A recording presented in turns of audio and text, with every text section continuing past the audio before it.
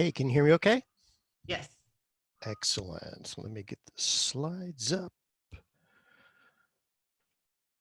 All right, stealing the screen. All right, seeing the slides? Yep, we're good. All right. Well, thanks for hanging in there, everyone. I see some people might still be out from the break, but that's okay. So I have been talking to many teams for quite a while, especially distributed teams, but not only about COVID, but how you make the shift to distributed teams. So as part of that, I am the co-author of the book From Chaos to Successful Distributed Agile Teams, came out early last year. I'm also the founder and chief distributed agile coach of K5 Labs, and happy to be here today. Really appreciate the opportunity.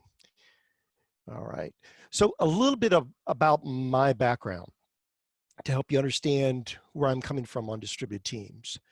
So I tend to bend the rules on Agile. So I started with Department of Defense teams and introducing them to Agile long before it was popular.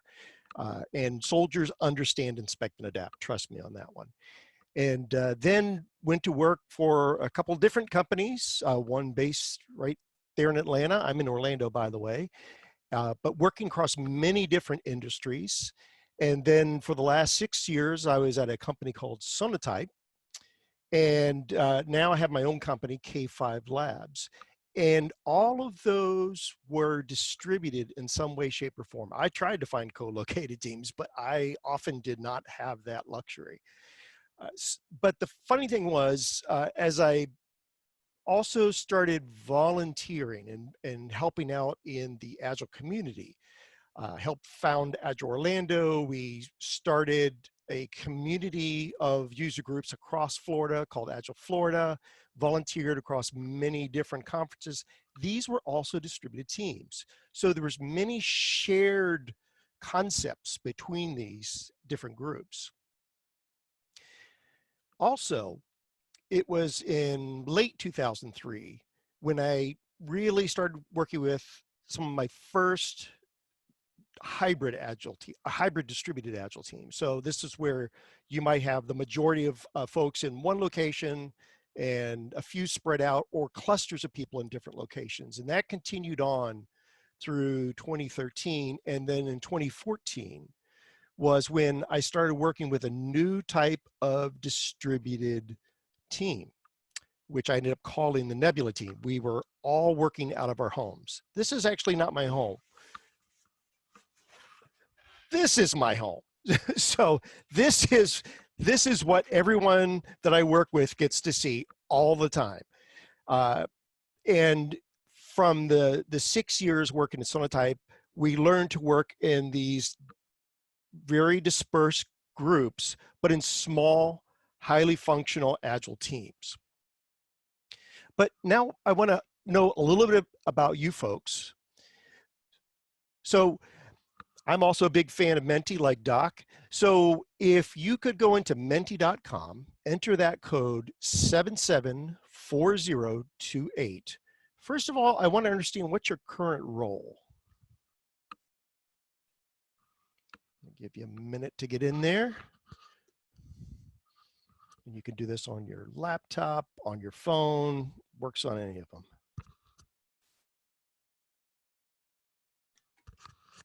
All right, we got Scrum Masters, we got a coach, we have product owners, we have leadership, and leadership can be really anything.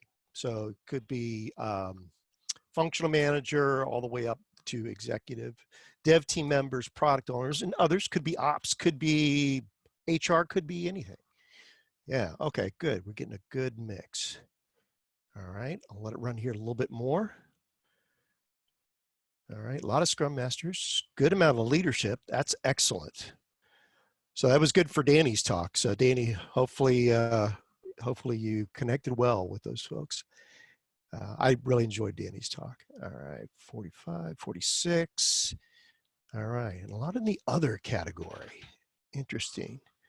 So for those of you in the other category, I'd be really curious if you drop into chat what your role is, just so I have a better idea. All right, 51. All right, I think we're leveling out. So let us move on. Oh, 52. All right, so let me move on to the next question, because I think this is a little bit of a warm up. All right, so now what I want to know is, when did you and your immediate team, and this could be your development team, this could be your management team, whatever, uh, when did you prep for remote? So was it before January 2020? Were you already remote? Were you starting to make plans in January, February? Was it more in March when we were really starting to get worried about COVID? Or did you kind of just had to head out the door?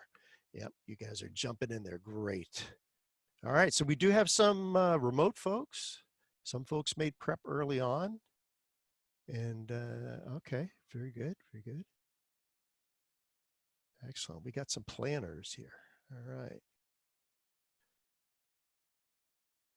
All right. And then we have some that were just forced to go remote. Actually, there's many. So when I give this talk, it's usually that last category that gets the highest number of votes. The other speakers have said this, and we all know it has been a challenge for all of us. It has put a great deal of strain on many of us.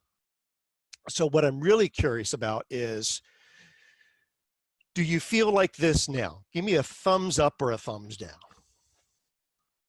Okay.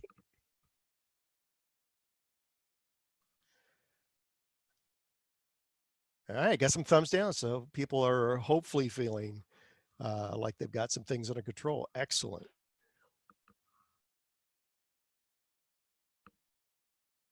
$30, $40, trying to get a few more people to vote in here.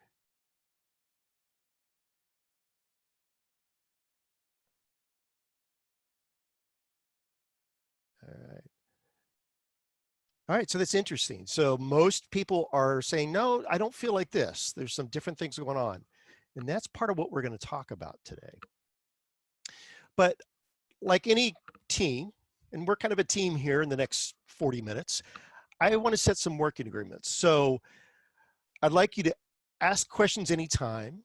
You can ask them in chat if you wish, or in Q&A. I'm okay with either one of those. I think you're already muted, so that one's kind of a given. But I also want to make it clear, pets and kids are welcome to all of my presentations, always. So if you're okay with those, go ahead and vote on those.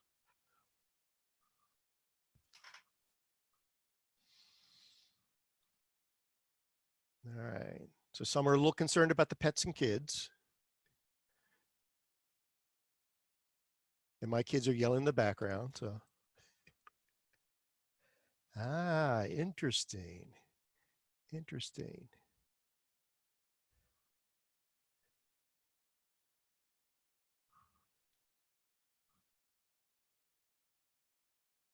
All right. So as more of you are voting, I'm not seeing the pets and kids one move a lot. So it seems like there's a little concern around that particular one. So let me address that one. So here is one of the tips from those teams and groups I've seen go rapidly remote. Work has invaded your home. So make it okay for team members to see family and friends. That's why I ripped off my green screen. My kids might come in here. So, and with that, I wanted to point out the red light outside my office here. So there's a picture here. You can actually see the light on the inside and the outside of the office. So that lets my family know that I'm on video. And it tells my kids in particular, we have a working agreement that if they come in while that light's on, I will automatically introduce them to whoever is in the meeting. Strangely enough, it doesn't happen that often. Now, my kids are older. Now, if you have younger kids, that particular working agreement may not work for you. But this might be a bit of a mind shift for you. So a lot of you voted like, yeah, I'm not so sure how I feel about letting the kids and pets in on things. Yeah, you need that red light. Okay, yeah, it was from IKEA, by the way. All right. So what I'd like to cover today is talk a little bit more about the mind shifts, because that might give us some more insights from those who've successfully gone rapidly remote. I want to talk about some of the disciplines, three in particular, for leading distributed teams, and then how we can experiment to explore some of these mind shifts and figure out what's the best way to navigate some of these changes. All right. Great. All right, so let's talk about mind shifts. So one that has always stuck in my head was one of my first trips to the UK. And this is about 2008. And my wife and I were there for a week. We were on vacation, had a wonderful time. And we had a long day one day, and we were driving. And we went to different places, ended up at Stonehenge, walked around a lot. We were tired. We got back on the road, and I started driving like this. You might notice there's a slight problem with this picture. I'm on the right side of the road. In the UK, they drive on the left side of the road. Fortunately, I caught that problem, or actually my wife caught that problem before we got too far down the road. So the point is that sometimes our best practices only work in a certain context, and our contexts have changed heavily over the last couple of months in particular. And you've got to be careful, because sometimes in the wrong context, our best practices can be harmful.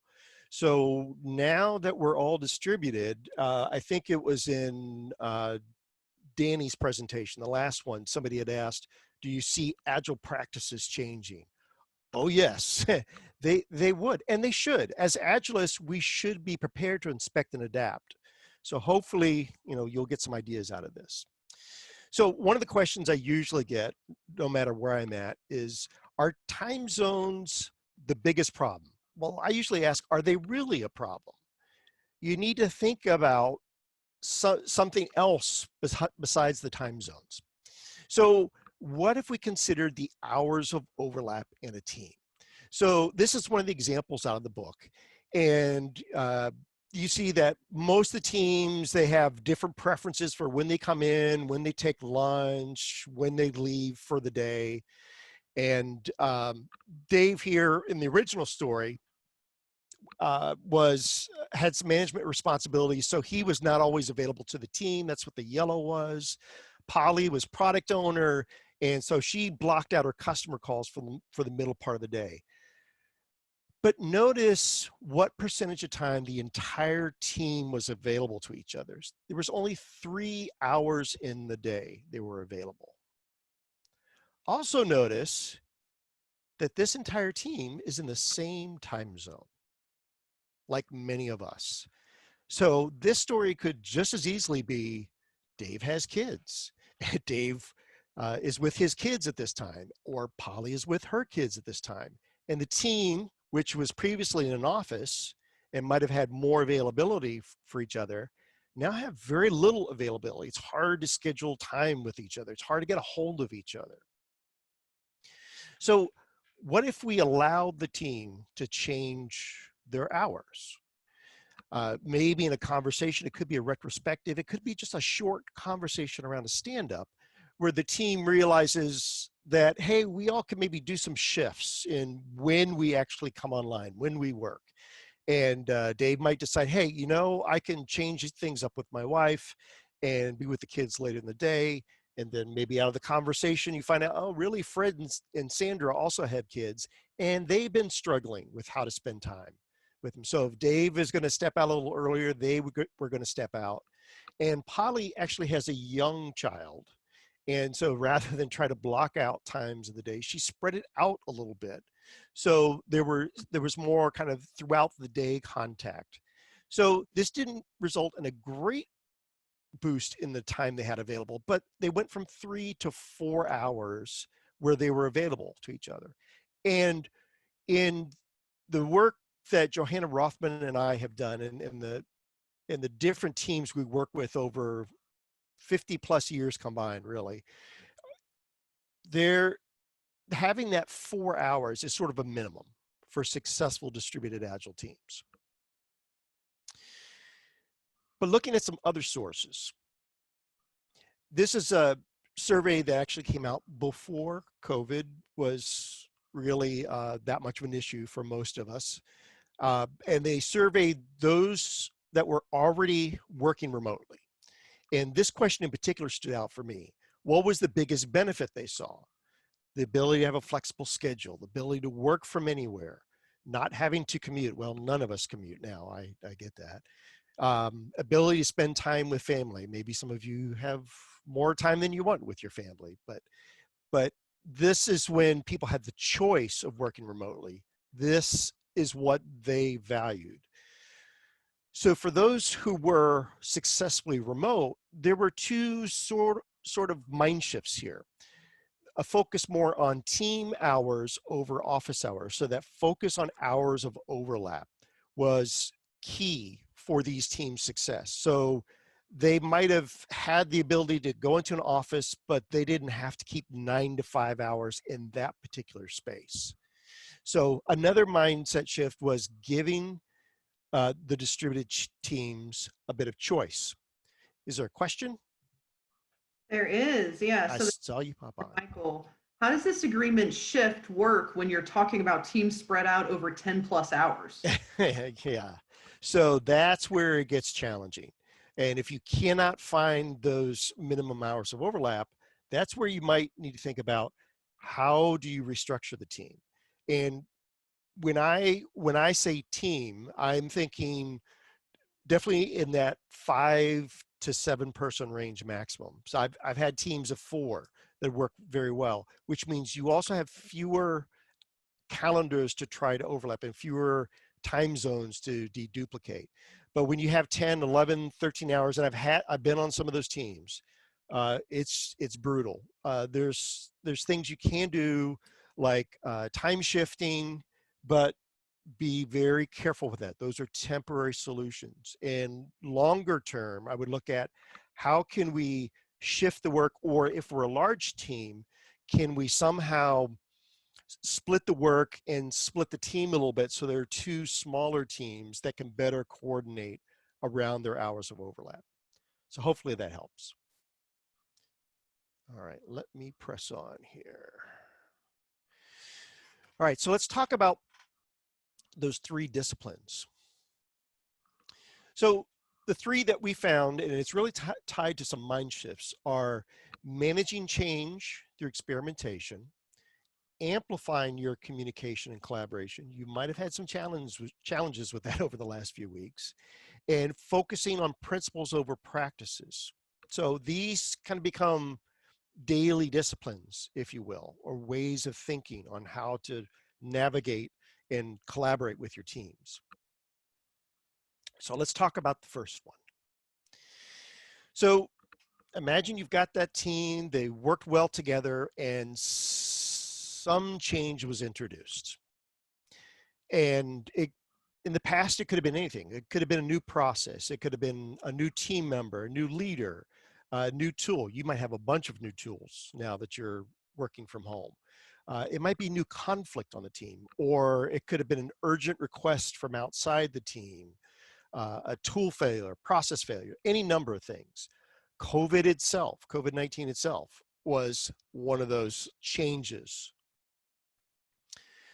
But when you're looking at different types of changes that occur to the teams, our expectations are if we have initiated the change, so if the team has initiated the change, or maybe as a leader, we say, hey, I've got a great idea that I think the team should try out, we immediately think things are going to get better for the team. However, for those where they feel the change is imposed, and probably many of us feel like this with what has happened around the current pandemic, we feel like, wow, things just seem to be getting worse and worse. We're seeing some hope now, but for many weeks, the teams I talked to, they just felt like there was no end in sight. We are seeing that now. So the question I have for you, and I'd like you to just give me a number in chat, is, do you feel the current changes your team has dealt with, has it been initiated by someone in the organization? Has it been imposed by outside forces? Was it a little of both? Or was there something else? So give me a number in chat, a 1, 2, 3, or 4. All right, a little bit of outside forces, a little bit of both. All right, I've seen a bunch of 3s and 2s. Seen 1, okay. That might be from some of the folks that had to go quickly remote, who had to get a 1. 3s and 2s, 3s and 2s.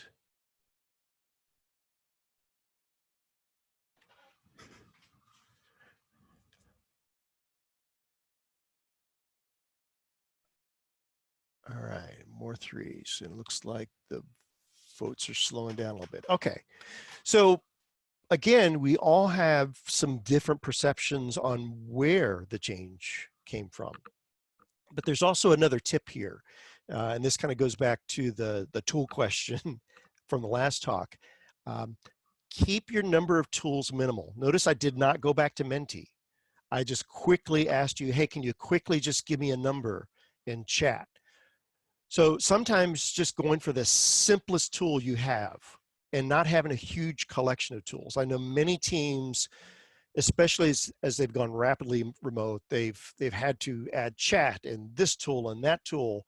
And it's for each tool, you're adding a new change that the team has to deal with, and it can be overwhelming.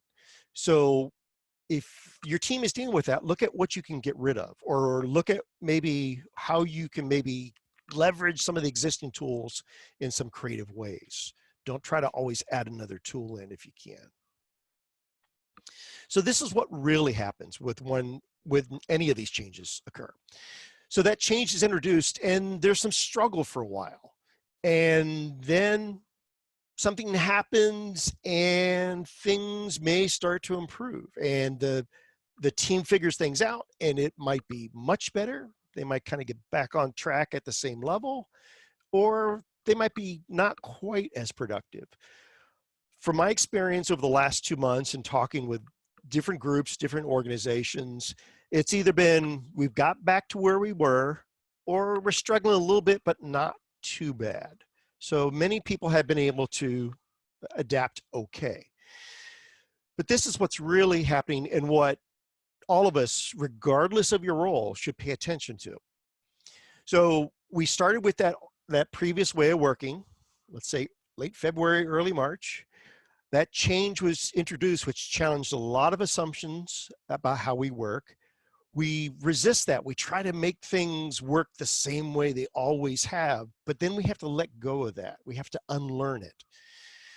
And things are very chaotic for a while. But then there starts to be a transforming idea. Could be an individual, could be a team, could be anywhere in the organization, really. And there might be more than one.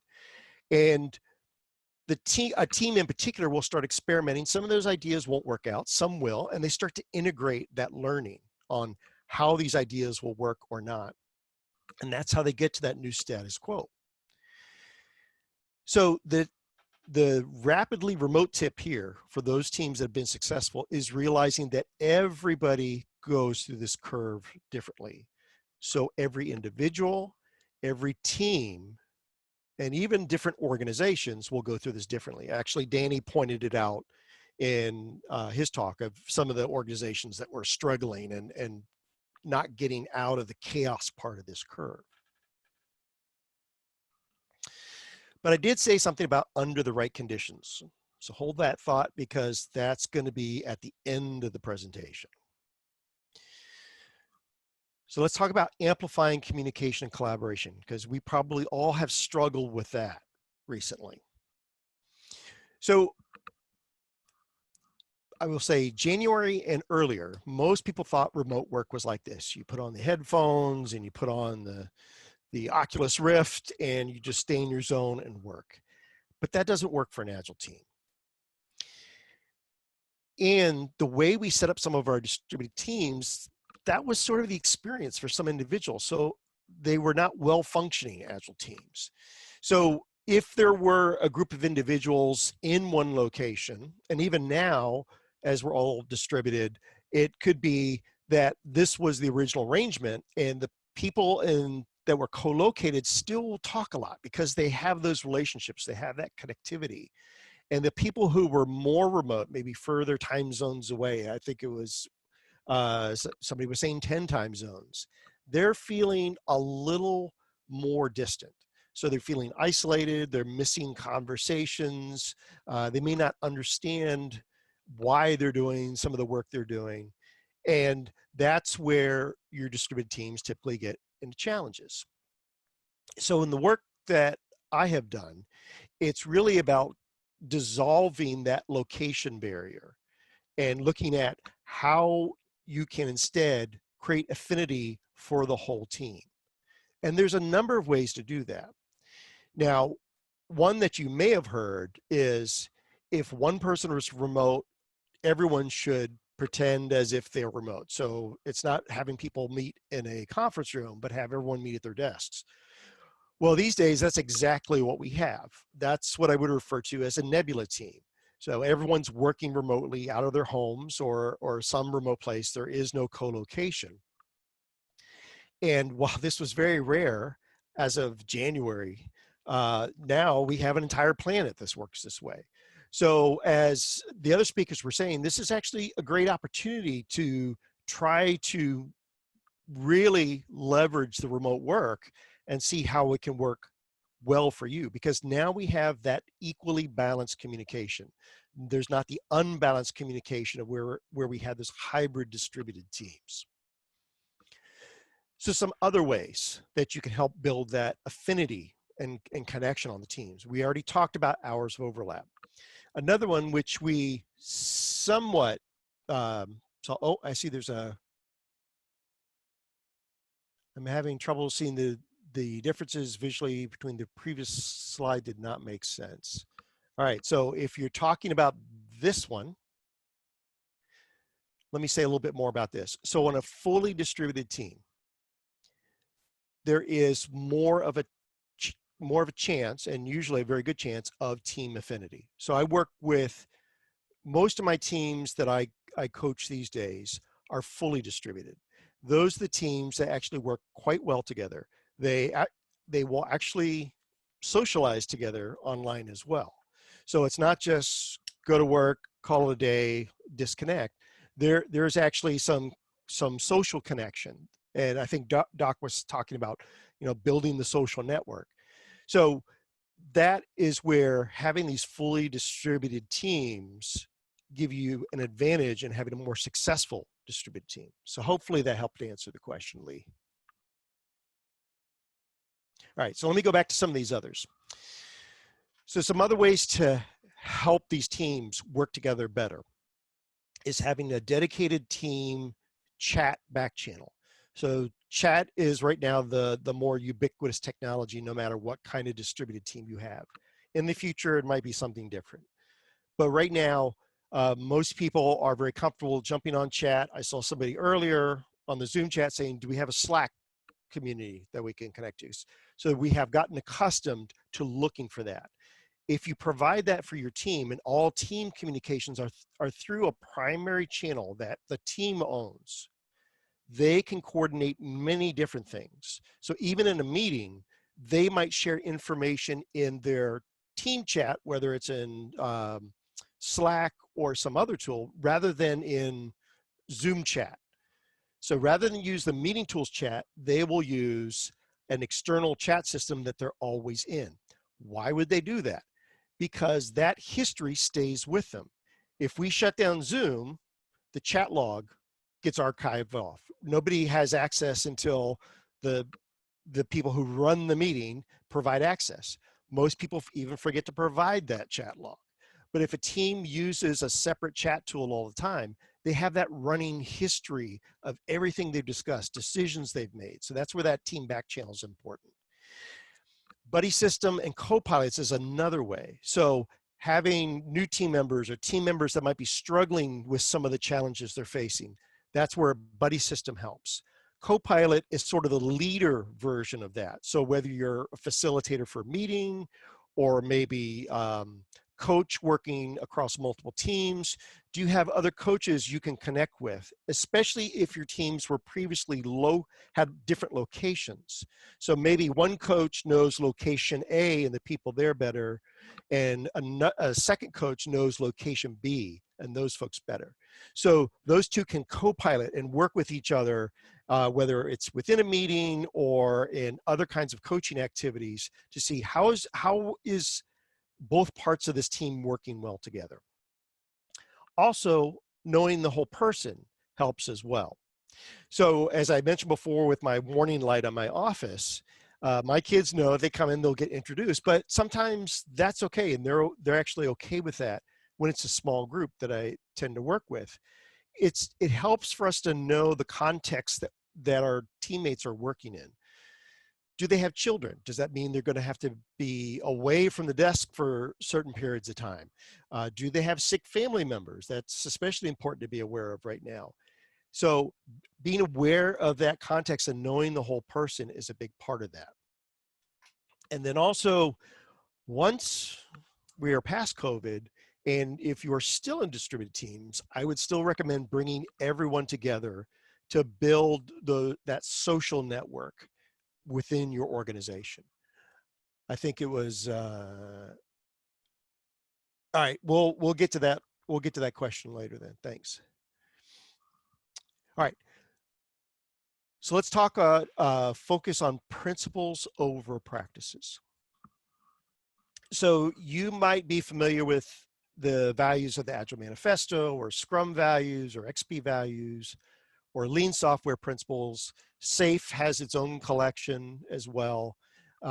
All the practices come through the values and principles of a particular framework. So here below, you see some of the practices. Probably many of you are familiar with these. When we go distributed, we often struggle with making these practices work because our context has changed. It's not necessarily a best practice for working distributed.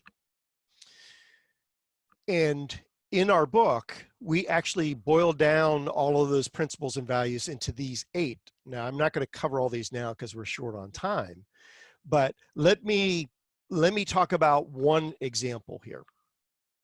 So I had one team in particular that they were mostly doing integrations, both the product line within their company as well as many partner products. And they had daily stand-ups, and they had retrospectives, and they used Kanban as part of that. So they were finding, because the integrations were usually fairly quick, they'd end up with many different topics to discuss at retrospectives, and they would forget some details. So it got problematic for them. So what they decided is, let's try to capture some things more in the moment and talk about them more in the moment. So this particular team was in Slack. They had their team back channel, but they created a separate channel just for the team for any kind of changes, issues, problems that the team encountered, or even ideas. And once a week, they would have like a mini retrospective. They would actually refer to it as a Kaizen event for them. But if the stand-up would typically take 5-10 minutes, but they would block out half an hour on this particular day, and any topic on that list that took more than 5 minutes would automatically get tabled for the retrospective. But there were so many topics they were able to get through very quickly, and they made changes far more rapidly. That resulted in the retrospective going from a regular cadence to more of a pull-based cadence. So this team would usually have a really deep topic to discuss every 4 to 6 weeks. So whenever 1 or 2 of those topics would come up, that was their signal, okay, we need to schedule a retrospective. And they would use that same day and schedule more time for their retrospective. So they use the idea of setting up a rhythm and setting up a culture of continuous improvement to experiment with how they made observations about those challenges they were facing, how they could deal with some of them very quickly, and how they could reserve time and slow down so that they could deal with the bigger ones and plan other steps to deal with those challenges. Okay, so let us get to the next section, and then maybe we'll have time for that question. All right, experimenting. So coming back to our change curve, when we're in that trough of change, this is what's known as the point of chaos. This is where things look like it's just not going to get any better, and there's a lot of struggle. So a competent Scrum Master, coach can help guide through this, but really any leader should be able to recognize, or the team is struggling, gotta slow things down a little bit and give them some time to figure out what's the best way through this. Because if we don't, and if there's a big change, the performance of the team could go very far down, where they're not making any progress, and that period of time that they're struggling could extend.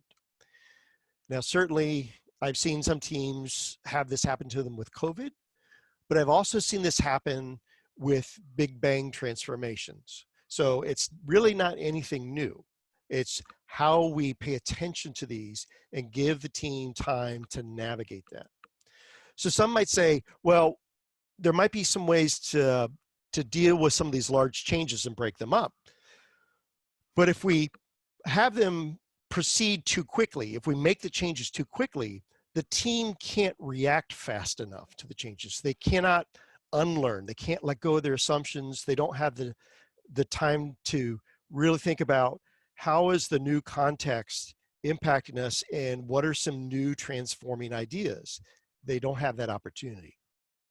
So another tip from those teams that are successfully rapidly remote is slow down when you can to let the teams absorb those changes. Even times like this, try to give them that time to look at how do we deal with this latest challenge around COVID or this new set of tools or whatever it is we're dealing with. And the best way to do that is to set experiments. Now, I'm going to assume, since there were a good number of coaches and Scrum Masters in the audience, that this is familiar, but maybe it's not familiar to all of the leadership. So here's an opportunity for you to work with your leadership coaches and Scrum Masters and talk about, we have some challenges the teams are facing. We have a hypothesis of what might help. Let's set up an experiment with a time box and look for certain things we're going to measure around that. And then once we've measured those results and the time box is over, what have we learned? You can put a little bit of formality around this, even if it's a short time period for that time box, to state what is the hypothesis, what do you think will happen, what do you think the result will be, and what do you think the outcome will be? What are some of the risks and the people involved? What are some of the assumptions that you think are also involved? And what are some of the parts of the experiment? It might be a larger experiment, especially with multiple tools you might be juggling now. And who owns those pieces? And again, recording those insights. And mostly those teams that are very successful in being remote learn that it's best to experiment with your team and not on your team. So don't just impose the change. Don't just impose the experiment on the team. Nobody likes to be a lab rat.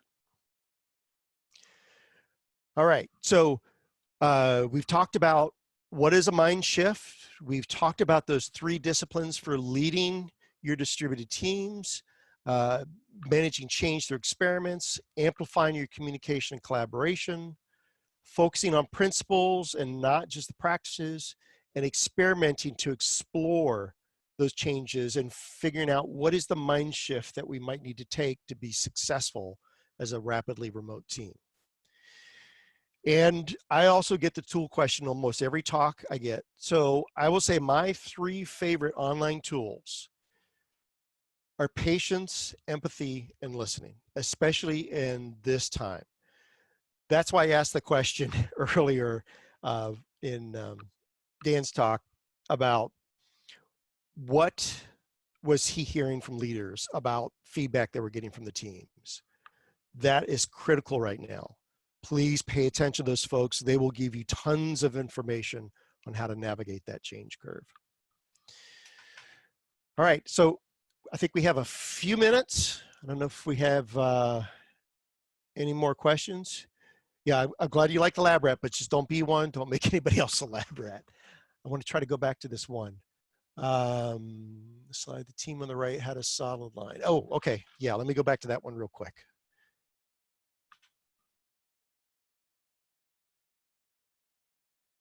Because I know I was going quick through this. Sorry about that.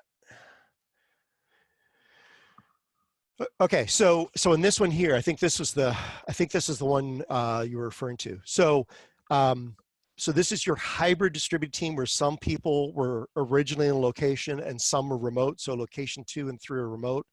This outer circle shows the overall team affinity. It's weak, so it's a dashed line. The inner circle is solid.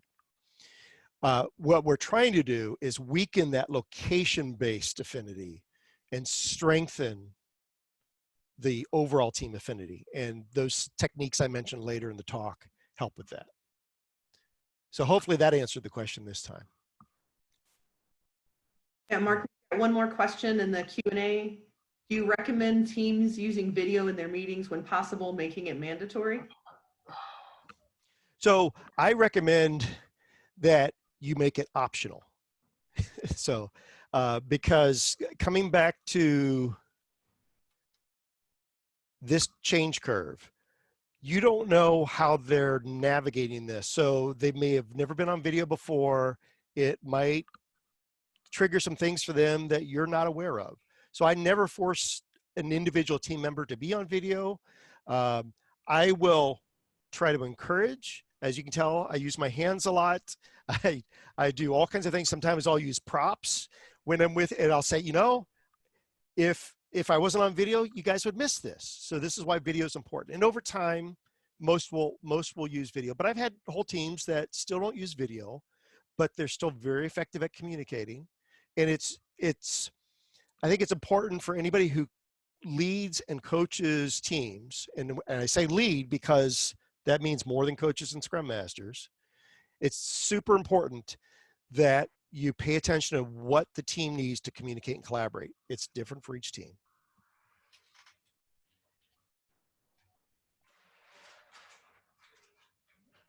Awesome. I do not see any other questions at this time. All right. Then, all right, thanks for the kudos there, folks. And these slides will be up on my website. Let me put that back up here real quick.